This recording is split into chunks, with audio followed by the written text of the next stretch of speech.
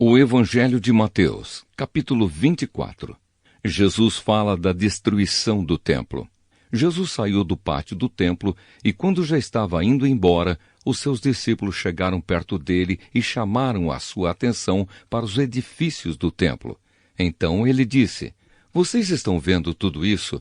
Pois eu afirmo a vocês que isto é verdade. Aqui não ficará uma pedra em cima da outra. Tudo será destruído." Sofrimento e perseguições. Jesus estava sentado no Monte das Oliveiras. Então os discípulos chegaram perto dele e lhe perguntaram em particular: "Conte para nós quando é que isso vai acontecer. Que sinal haverá para mostrar que chegou o tempo de o Senhor voltar e de tudo acabar?" Jesus respondeu: "Tomem cuidado para que ninguém engane vocês. Porque muitos vão aparecer fingindo ser eu e dizendo: 'Eu sou o Messias.' E enganarão muitas pessoas. Não tenham medo quando ouvirem o barulho de batalhas ou notícias de guerras. Tudo isso vai acontecer, mas ainda não será o fim. Uma nação vai guerrear contra a outra e um país atacará outro. Em vários lugares haverá falta de alimentos e tremores de terra. Essas coisas serão como as primeiras dores de parto. Depois vocês serão presos e entregues para serem maltratados, e vocês serão mortos. Todos os odiarão por serem meus seguidores. Nessa época, muitos vão abandonar a sua fé e vão trair e odiar uns aos outros. Então muitos falsos profetas aparecerão e enganarão muita gente. A maldade vai se espalhar tanto que o amor de muitos esfriará. Mas quem ficar firme até o fim será salvo. E a boa notícia sobre o reino será anunciada no mundo inteiro como testemunho para toda a humanidade. Então virá o fim. O grande sofrimento. E Jesus continuou: "Vocês verão no lugar santo o grande terror de que falou o profeta Daniel." Que o leitor entenda o que isso quer dizer. "Então os que estiverem na região da Judéia, que fujam para os montes. Quem estiver em cima da sua casa, no terraço, que fuja logo e não entre para pegar as suas coisas. E quem estiver no campo, que não volte para casa a fim de buscar as suas roupas. Ai das mulheres grávidas e das mães com criancinhas naqueles dias.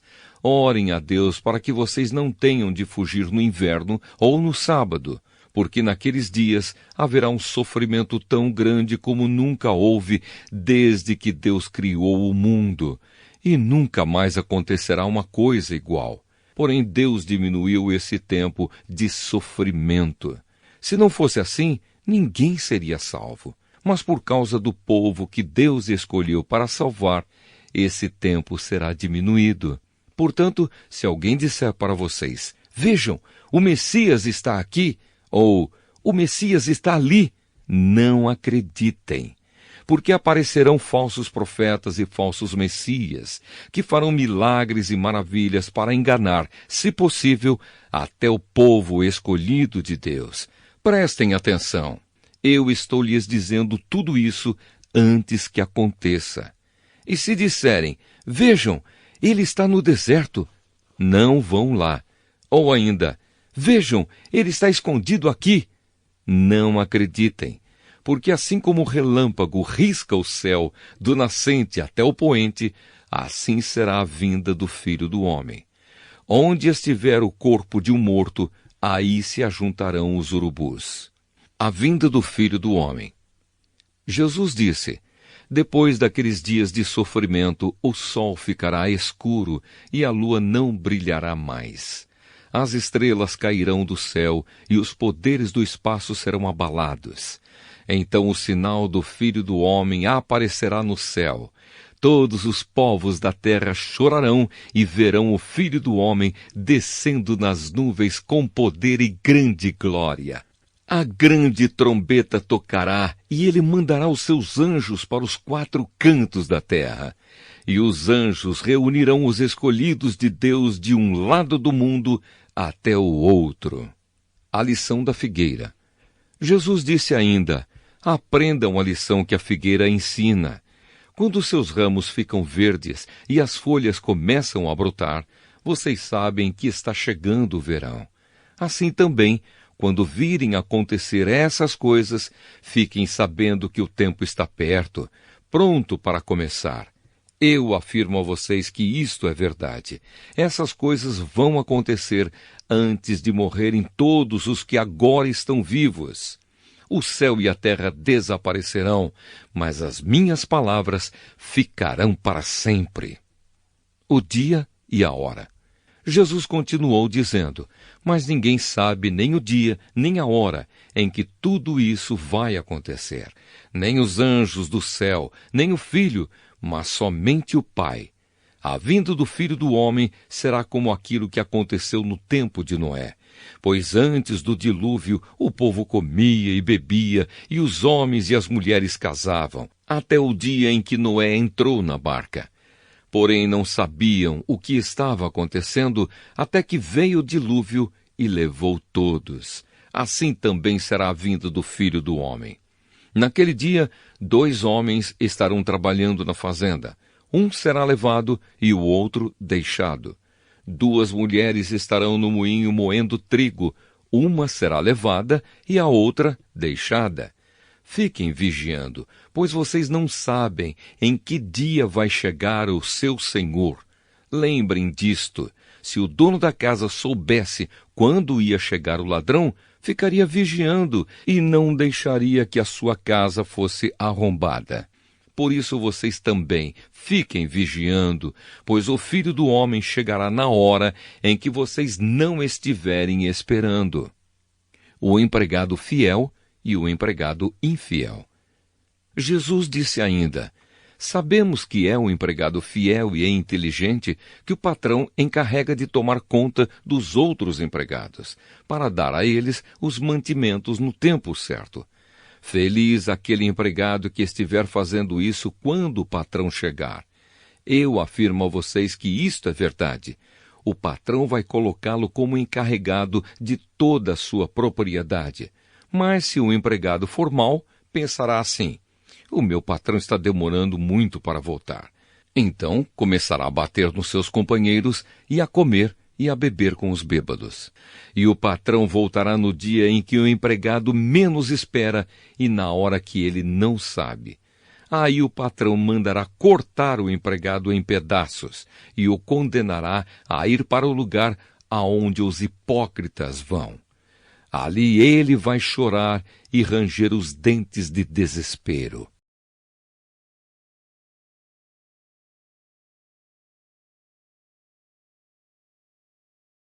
O Evangelho de Mateus, capítulo 25. As 10 moças. Jesus disse, naquele dia o reino do céu será como 10 moças que pegaram as suas lamparinas e saíram para se encontrar com o noivo. 5 eram sem juízo e 5 eram ajuizadas. As moças sem juízo pegaram as suas lamparinas, mas não levaram óleo de reserva. As ajuizadas levaram vasilhas com óleo para suas lamparinas. Como o noivo estava demorando, as 10 moças começaram a cochilar e pegaram no sono. À meia-noite se ouviu este grito, o noivo está chegando! Venham se encontrar com ele! Então as 10 moças acordaram e acenderam as suas lamparinas. Aí as moças, sem juízo, disseram às outras, deem um pouco de óleo para nós, pois as nossas lamparinas estão se apagando. De jeito nenhum, responderam as moças ajuizadas. O óleo que nós temos não dá para nós e para vocês. Se vocês querem óleo, vão comprar.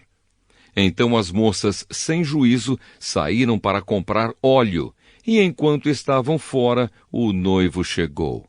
As 5 moças que estavam com as lamparinas prontas entraram com ele para a festa do casamento, e a porta foi trancada. Mais tarde as outras chegaram e começaram a gritar, Senhor, Senhor, nos deixe entrar! O noivo respondeu, eu afirmo a vocês que isto é verdade, eu não sei quem são vocês. E Jesus terminou dizendo, portanto, fiquem vigiando, porque vocês não sabem qual será o dia e a hora. Os 3 empregados. Jesus continuou: o reino do céu será como um homem que ia fazer uma viagem. Ele chamou os seus empregados e os pôs para tomarem conta da sua propriedade. E lhes deu dinheiro de acordo com a capacidade de cada um. Ao primeiro deu 500 moedas de ouro, ao segundo deu 200, e ao terceiro deu 100. Então foi viajar. O empregado que tinha recebido 500 moedas saiu logo, fez negócios com o dinheiro e conseguiu outras 500. Do mesmo modo, o que havia recebido 200 moedas conseguiu outras 200. Mas o que tinha recebido 100 moedas saiu, fez um buraco na terra e escondeu o dinheiro do patrão. Depois de muito tempo, o patrão voltou e fez um acerto de contas com eles. O empregado que havia recebido 500 moedas chegou e entregou mais 500, dizendo: o senhor me deu 500 moedas. Veja, aqui estão mais 500 que consegui ganhar. Muito bem, empregado bom e fiel, disse o patrão. Você foi fiel negociando com pouco dinheiro, e por isso vou pôr você para negociar com muito. Venha festejar comigo. Então, o empregado que havia recebido 200 moedas chegou e disse: o senhor me deu 200 moedas. Veja, aqui estão mais 200 que consegui ganhar. Muito bem, empregado bom e fiel, disse o patrão. Você foi fiel negociando com pouco dinheiro e por isso vou pôr você para negociar com muito. Venha festejar comigo. Aí o empregado que havia recebido 100 moedas chegou e disse: eu sei que o senhor é um homem duro, que colhe onde não plantou e junta onde não semeou. Fiquei com medo e por isso escondi o seu dinheiro na terra. Veja, aqui está o seu dinheiro.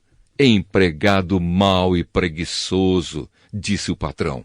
Você sabia que colho onde não plantei e junto onde não semeei. Por isso você devia ter depositado o meu dinheiro no banco, e quando eu voltasse, o receberia com juros. Depois virou-se para os outros empregados e disse: tirem dele o dinheiro e deem ao que tem 1000 moedas. Porque aquele que tem muito receberá mais, e assim terá mais ainda. Mas quem não tem, até o pouco que tem será tirado dele. E joguem fora na escuridão o empregado inútil. Ali ele vai chorar e ranger os dentes de desespero. O juízo final. Jesus terminou dizendo: quando o Filho do Homem vier como rei, com todos os anjos, ele se sentará no seu trono real. Todos os povos da terra se reunirão diante dele, e ele separará as pessoas umas das outras, assim como o pastor separa as ovelhas das cabras. Ele porá os bons à sua direita e os outros à esquerda. Então o rei dirá aos que estiverem à sua direita: venham, vocês que são abençoados pelo meu Pai, venham e recebam o reino que o meu Pai preparou para vocês desde a criação do mundo. Pois eu estava com fome e vocês me deram comida. Estava com sede e me deram água. Era estrangeiro e me receberam na sua casa. Estava sem roupa e me vestiram. Estava doente e cuidaram de mim. Estava na cadeia e foram me visitar. Então os bons perguntarão: Senhor, quando foi que o vimos com fome e lhe demos comida, ou com sede e lhe demos água? Quando foi que vimos o Senhor como estrangeiro e o recebemos na nossa casa, ou sem roupa e o vestimos? Quando foi que vimos o Senhor doente ou na cadeia e fomos visitá-lo? Aí o rei responderá: eu afirmo a vocês que isto é verdade. Quando vocês fizeram isso ao mais humilde dos meus irmãos, foi a mim que fizeram. Depois ele dirá aos que estiverem à sua esquerda: afastem-se de mim, vocês que estão debaixo da maldição de Deus. Vão para o fogo eterno, preparado para o diabo e os seus anjos. Pois eu estava com fome e vocês não me deram comida. Estava com sede e não me deram água. Era estrangeiro e não me receberam na sua casa. Estava sem roupa e não me vestiram. Estava doente e na cadeia, e vocês não cuidaram de mim. Então eles perguntarão: Senhor, quando foi que vimos o Senhor com fome, ou com sede, ou como estrangeiro, ou sem roupa, ou doente, ou na cadeia, e não o ajudamos? O rei responderá: eu afirmo a vocês que isto é verdade. Todas as vezes que vocês deixaram de ajudar uma destas pessoas mais humildes, foi a mim que deixaram de ajudar.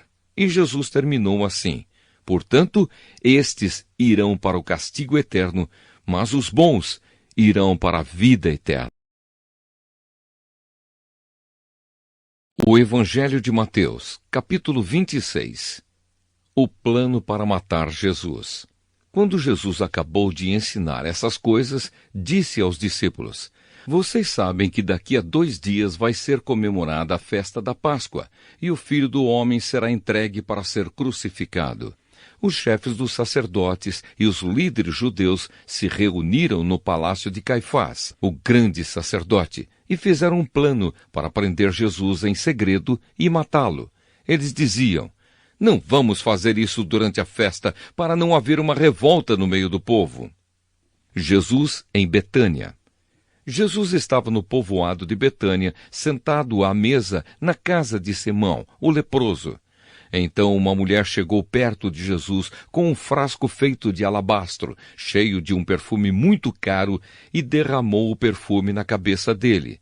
Ao verem aquilo, os discípulos ficaram zangados e disseram: que desperdício! Esse perfume poderia ter sido vendido por uma fortuna e o dinheiro dado aos pobres. Mas Jesus, sabendo o que eles diziam, disse: por que vocês estão aborrecendo esta mulher? Ela fez para mim uma coisa muito boa, pois os pobres estarão sempre com vocês, mas eu não.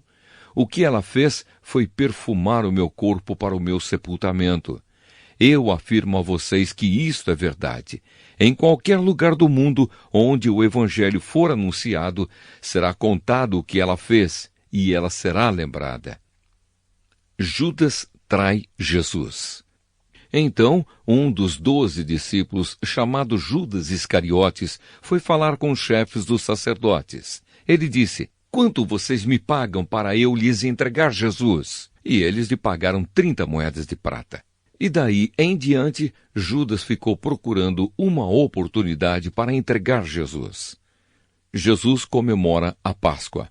No primeiro dia da festa dos pães sem fermento, os discípulos chegaram perto de Jesus e perguntaram: onde é que o Senhor quer que a gente prepare o jantar da Páscoa para o Senhor? Ele respondeu: vão até a cidade, procurem certo homem e digam: o mestre manda dizer, a minha hora chegou. Os meus discípulos e eu vamos comemorar a Páscoa na sua casa.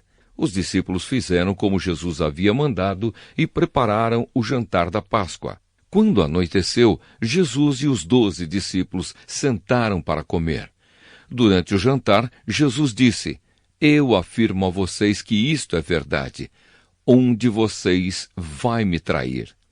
Eles ficaram muito tristes e, um por um, começaram a perguntar: o Senhor não está achando que sou eu, está? Jesus respondeu: quem vai me trair é aquele que come no mesmo prato que eu, pois o Filho do Homem vai morrer da maneira como dizem as Escrituras Sagradas.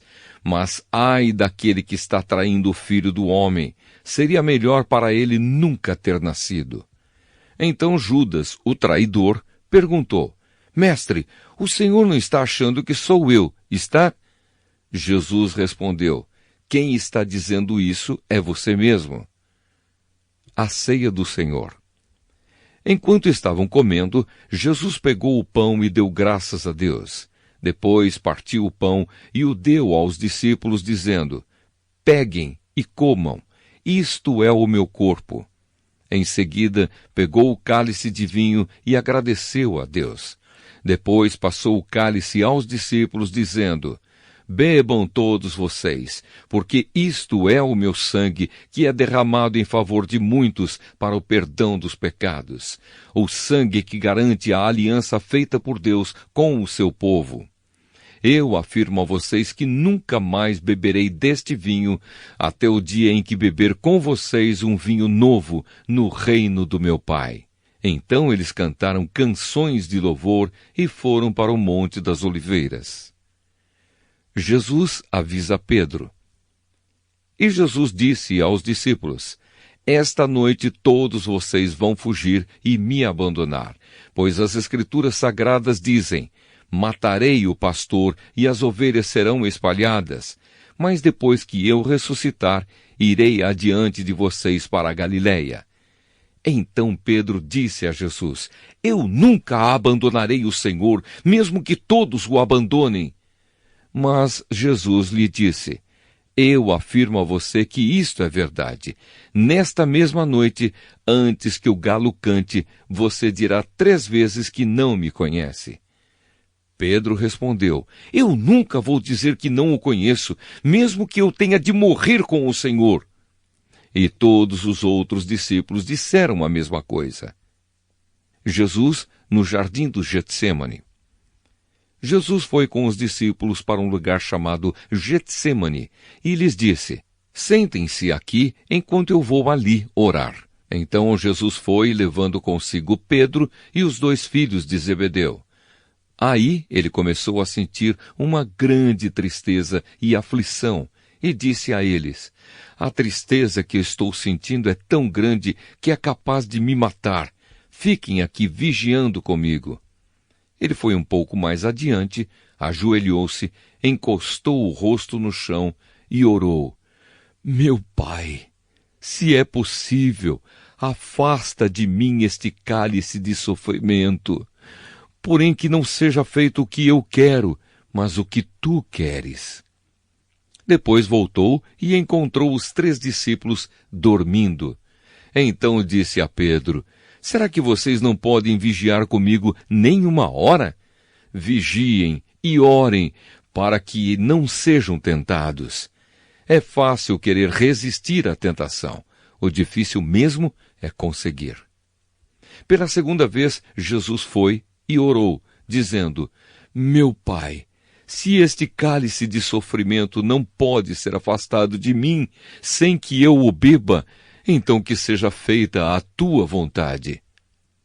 Ele voltou de novo e encontrou os discípulos dormindo. Eles estavam com sono e não conseguiam ficar com os olhos abertos. Jesus tornou a sair de perto deles e orou pela 3ª vez, dizendo as mesmas palavras. Então voltou até onde os discípulos estavam e perguntou: Vocês ainda estão dormindo e descansando? Olhem, chegou a hora e o Filho do Homem está sendo entregue nas mãos dos maus. Levantem-se e vamos embora. Vejam, aí vem chegando o homem que está me traindo. Jesus é preso. Jesus ainda estava falando quando chegou Judas, um dos 12 discípulos. Vinha com ele uma grande multidão, armada com espadas e porretes, que tinha sido mandada pelos chefes dos sacerdotes e pelos líderes judeus. O traidor tinha combinado com eles um sinal. Ele tinha dito: Prendam um homem que eu beijar, pois é ele. Judas foi até perto de Jesus e disse: Mestre, que a paz esteja com o Senhor. E o beijou. Jesus respondeu: Amigo, o que você vai fazer, faça agora. Então eles chegaram, prenderam Jesus e o amarraram. Mas um dos que estavam ali com Jesus tirou a espada, atacou um empregado do grande sacerdote e cortou uma orelha dele. Aí Jesus disse: Guarde a sua espada, pois quem usa uma espada será morto por uma espada. Você não sabe que, se eu pedisse ajuda ao meu Pai, ele me mandaria agora mesmo 12 exércitos de anjos? Mas nesse caso, como poderia se cumprir aquilo que as Escrituras Sagradas dizem que é preciso acontecer? Depois Jesus disse para aquela gente: Vocês vêm com espadas e porretes para me prender como se eu fosse um bandido? Eu estava todos os dias ensinando no pátio do templo e vocês não me prenderam. Mas tudo isso está acontecendo para se cumprir o que os profetas escreveram nas Escrituras Sagradas. Então, todos os discípulos abandonaram Jesus e fugiram. Jesus diante do Conselho Superior. Os homens que prenderam Jesus o levaram até a casa do grande sacerdote Caifás, onde estavam reunidos alguns mestres da lei e alguns líderes judeus. Pedro seguiu Jesus de longe até o pátio da casa do grande sacerdote. Entrou e sentou-se com os guardas para ver como aquilo ia terminar. Os chefes dos sacerdotes e todo o conselho superior estavam procurando alguma acusação falsa contra Jesus, a fim de o condenar à morte. Mas não puderam encontrar nada contra ele, embora muitos se levantassem para dizer mentiras a respeito dele. Afinal, 2 homens se apresentaram e disseram: "Este homem afirmou, eu posso destruir o templo de Deus e construí-lo de novo em 3 dias. Aí o grande sacerdote se levantou e perguntou a Jesus: "Você não vai se defender desta acusação?" Mas Jesus ficou calado. Então o grande sacerdote tornou a perguntar: "Em nome do Deus vivo, eu exijo que você diga para nós, você é o Messias, o Filho de Deus?" Jesus respondeu: "Quem está dizendo isso é o Senhor. Mas eu afirmo a vocês que de agora em diante vocês verão o Filho do Homem sentado do lado direito do Deus Todo-Poderoso e descendo nas nuvens do céu." Aí o grande sacerdote rasgou as suas próprias roupas e disse: "Ele blasfemou! Não precisamos mais de testemunhas. Vocês ouviram agora mesmo esta blasfêmia contra Deus. Então, o que resolvem?" Eles responderam: "Ele é culpado e deve morrer." Em seguida, cuspiram no rosto de Jesus e deram bofetadas nele. E os que batiam nele diziam: "Ei, Messias, adivinhe para nós quem foi que bateu em você." Pedro nega Jesus. Pedro estava sentado lá fora no pátio, quando uma das empregadas chegou perto dele e disse: "Você também estava com Jesus da Galileia." Mas ele negou diante de todos, dizendo: "Eu não sei do que é que você está falando." Depois foi para a entrada do pátio. Outra empregada o viu e disse às pessoas que estavam ali: "Ele estava com Jesus de Nazaré." Pedro negou outra vez, respondendo: "Juro que não conheço esse homem." Pouco depois, os que estavam ali chegaram perto de Pedro e disseram: "O seu modo de falar mostra que, de fato, você também é um deles." Então Pedro disse: "Juro que não conheço esse homem. Que Deus me castigue se não estou dizendo a verdade." Naquele instante o galo cantou, e Pedro lembrou que Jesus lhe tinha dito: "Antes que o galo cante, você dirá 3 vezes que não me conhece." Então Pedro saiu dali e chorou amargamente.